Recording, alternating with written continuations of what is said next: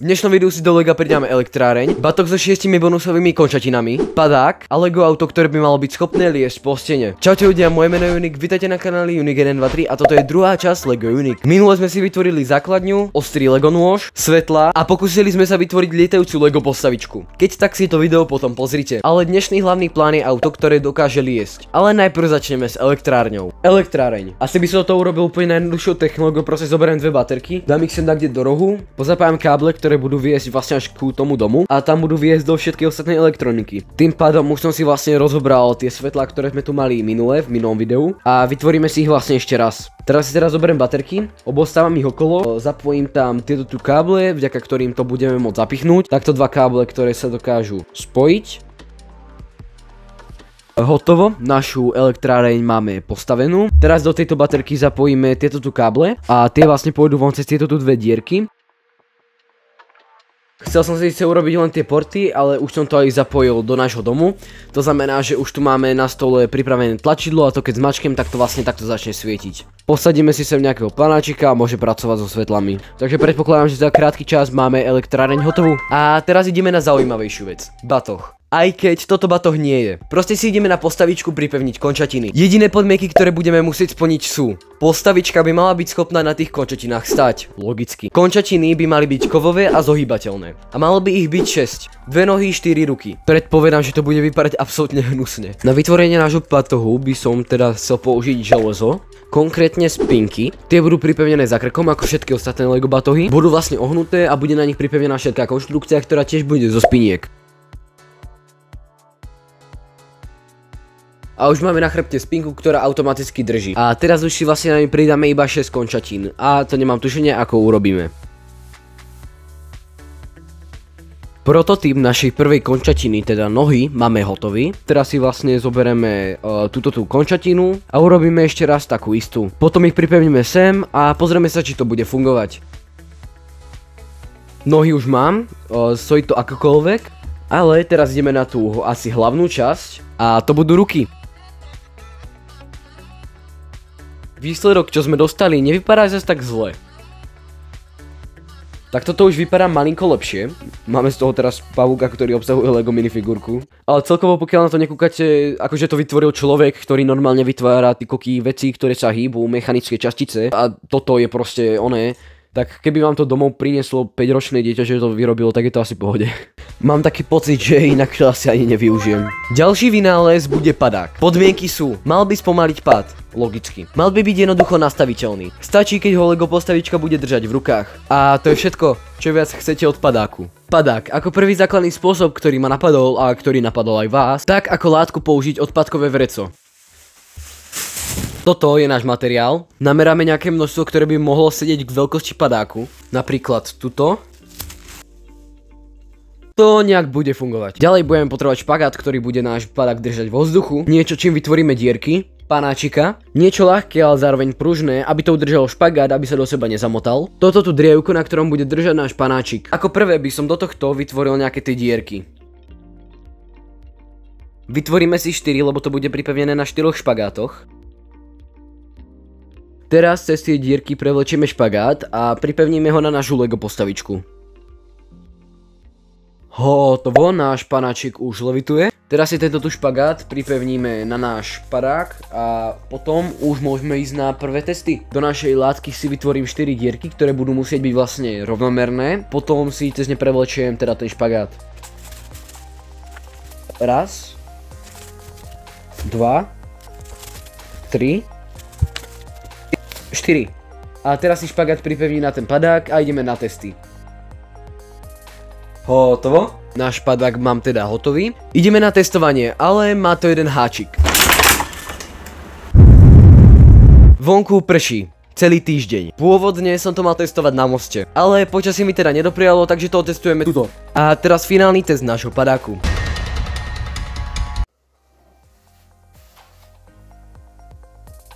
A zase to letí pekne.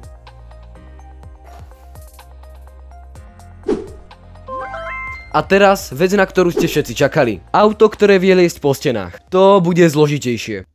Takže, Poznáme 4 druhy lezenia. Vákum, to funguje rovnako ako vysavač. Škrábanie, tak lezú mačky. Naviak, takzvané priťahovanie. A posledná možnosť, magnety. Ty asi predstavovať nemusím. Z týchto 4 možností najprv vyučujem vákum. Napchať vysavač do malého Lego autička je z mojej strany hovadina. Taktiež môžeme vyučiť škrábanie. Bude to auto, ako by sme tam mohli použiť škrábanie. Tým pádom nám ostal naviak a magnety. Naviak mi dáva u auta zmysel, ale zase by to auto fungovalo len na mieste, kde by bol ten naviak predom pripravený. A magnety? To je rovnaký problém ako u škrábania. Tým pádom, čo? Jednoducho použijem naviak, ktorý môže byť len na jednom určitom mieste a spojím ho s magnetom, ktorý môže byť všade. Kdekoľvek. A to znie celkom dobre. Poďme si vytvoriť prototyp. A teraz auto, ktoré vie liesť po stenách. Začal by som prvými dvomi časťami, ktoré väčšina aut určite má. To sú samozrejme kolesa. Potom, čo má vlastne úplne každé auto, tak je podvozok. A potom vlastne vec, ktorú budem potrebovať na to, aby sme to urobili tak, ako to chcem mať ja, tak samozrejme motor. Alebo tento. Rozhodujem sa teda medzi dvomi motormi. Tento prevažne kvôli tomu, že jeho sila je neuveriteľná. Je to niečo okolo 10 otáčok za sekundu, ale má jeden taký problém a neviem, či to dokáže utiahnuť celé auto s tým, že by tam musela byť táto tu obrovská baterka. Presne na to sa využíva prevodovka. Kvôli tomu tu mám tento tu motor, ktorý je obojstranný, tým pádom budeme môcť použiť dva špagáty. Je síce trošku pomalší. A tento motor by podľa mňa išiel strašne rýchlo hore, narazil by do steny a k tomu by ešte roztrhol špagát. Tým pádom som sa vlastne rozhodol radšej pre tento tu motor, takže si ho sem kde zasadíme. Tak kde tuto bude motor, na motore už mám vlastne dávno pripevnené tieto tu kotúče, kde sa bude namotovať kábel. A takto spopred kolies, rovnako ako to je napríklad na náhľadovom obrázku, tak pôjdu vlastne dva špagáty. A vlastne hneď do začiatku urobíme všetky mechanizmus, ktorý budeme používať, tým pádom si zoberieme aj toto tu tlačidlo, keďže vytvoriť to na diaľkové ovládanie by bol pre mňa zbytočne veľký pain. Takže vlastne teraz ideme urobiť ten obvod, to znamená, že toto tu tlačidlo sa zmačkne, z baterky sa presunie energia do motoru, vyčerpá sa a začne sa točiť.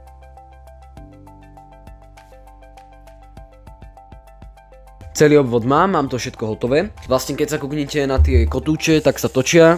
Takže teraz by sme si vlastne mali pripevniť špagát, ale ešte predtým si na neho musíme pripevniť magnety. 3 hodiny. 3 hodiny spájania káblov, zapalovania káblov, odišla nám baterka, 3 hodiny všetkého, čo sa dá pokaziť. Ale vďaka Bohu už to funguje. Auto vypadá takto, tuto má magnet, tuto má zozadu tlačidlo, ktoré ešte budeme musieť pripevniť. Tým sa prepína frekvencia, to znamená, že keď je takto, tak vlastne ten špagát ide von, ale keď ho prepneme, tak jednoducho sa až magnet ťaha dovnútra. Teraz si vlastne ideme dať prvý oficiálny test funkčnosti. Skúšal som všetky veci, ktoré ideme urobiť, ale neskúšal som ich samostatne. Mačkáme tlačidlo a už to je na tom aute. Okay. Nie. Alebo? Yes. Takto teraz vypadá naše autičko. Akože s ohľadom na okolnosti, že som väčšinu času, tých všetkých 11 hodín, čo som to robil, áno, robil som to 11 hodín, takže som väčšinu času iba opravoval baterky, opravoval som tlačidla, tak to funguje dosť dobre. Ja by som vám zrovna teraz upresnil časovú os, že vlastne v akom čase sa zrovna nachádzate. A nachádzate sa po ďalších 3 hodinách vývoji nášho autička, ktoré momentálne vypadá takto. Auto som oveľa zväčšil, pridal som tam vlastne batérie, ktoré sú väčšie, ale vydržia oveľa dlhšie, logicky, a sú aj silnejšie. Zo spodku som pridal magnety, tie magnety celé to auto udržiavajú na rôznych plochách a oveľa viac som to ešte vylepšil, ale to si ukážeme až za chvíľu. Ale tým pádom, že už je to o toľko násobne krát lepšie, tak to je aj väčšie. Tým pádom nám z toho vznikla dodávka. To znamená, že to, čo ste videli na náhľadovom obrázku, úplne pravda nebude. Nebude to úplne športovné auto, ale bude liesť po stenách, to je hlavné. Ale rovnako ako aj u minulej verzie, tak špagát sa namotáva aj odmotáva jedným tlačidlom, to je toto. Teraz sa odmotáva. A keď znova zmačknem tlačidlo, tak sa špagát namotáva. Ale ešte tomu musíme urobiť nejaký Lego design.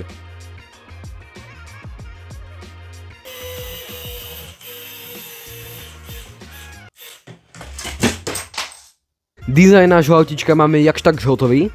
Zvolil som čierno-žltú kombináciu farieb. A teraz posledná vec, čo stačí urobiť, tak si to otestujeme.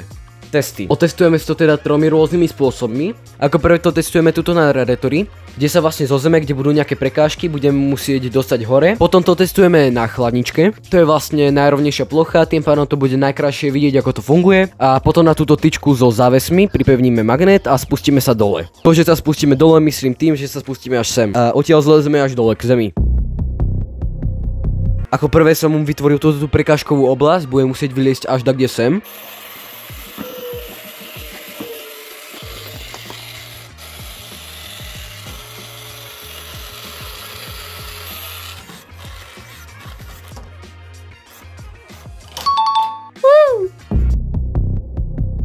Momentálne sa nachádzame pri chladničke a ideme otestovať naše auto v ideálnych podmienkach. Pripevníme magnet.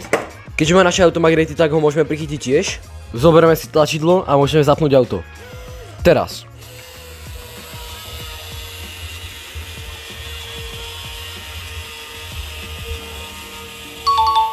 Mohli ste si všimnúť, že na ideálnych podmienkach, kde je rovný plech, tak sa točí aj kolesa, keď ide dole, ale aj keď ide hore. Presne preto to vypadá tak strašne moc cool. Ono to auto proste lezie po stene. Odtiaľ to bude musieť ísť až sem na zem. A to všetko len vďaka našemu mechanizmu. 3, 2, 1. Dostali sme sa až na radiátor, teraz zoberieme magnet. Teraz ten magnet pripevníme sa na ten radiátor a znova cúvame dole. OK. Dostali sme sa dole, zoberieme magnet. Pritiahneme ho. A hotovo, dostali sme sa odtiaľto, len pomocou mňa, magnetov a celého mechanizmu až sem dole. Funguje to. Keď tak ohodnote výrobky z dnešného videa dole v komentároch. A keď už tam budete, tak vymyslíte meno týmto dvom panačikom a napíšte ho dole do komentárov. Minule to totiž urobili iba dvaja ľudia. Kľudne môžete napísať svoje meno alebo meno vášho kamaráta. Nech už ich konečne pomenujeme. Alebo pokiaľ máte nápad, že by som mohol vytvoriť na budúce, či už to bude LEGO Unique alebo hociaké iné video, tak to môžete napísať dole do komentárov tiež. Ďalší diel série LEGO Unique vyjde buď o mesiac, alebo pokiaľ na tomto videu bude 25 lajkov, tak tretí diel vyjde za 2 týždne. Pokiaľ sa vám toto video páčilo, zanechajte like, pokiaľ ešte nemáte, tak aj odber, videa vychádzajú každú nedeľu o 14:00, zastavte sa aj na budúci týždeň, napíšte pekný komentár, s vami bol Unique z kanála Unique 123. Prajem pekný deň, pokiaľ vás zaujíma prvá časť LEGO Unique, tak kliknite sem, alebo pokiaľ vás zaujíma, ako som vylepšil nerv pištolky, kliknite sem, tuto mi môžete dať odber, ďakujem. A tuto je zoznam všetkých vlogov na tomto kanále. A ešte pitný režim, choďte sa napiť, voda je dôležitá.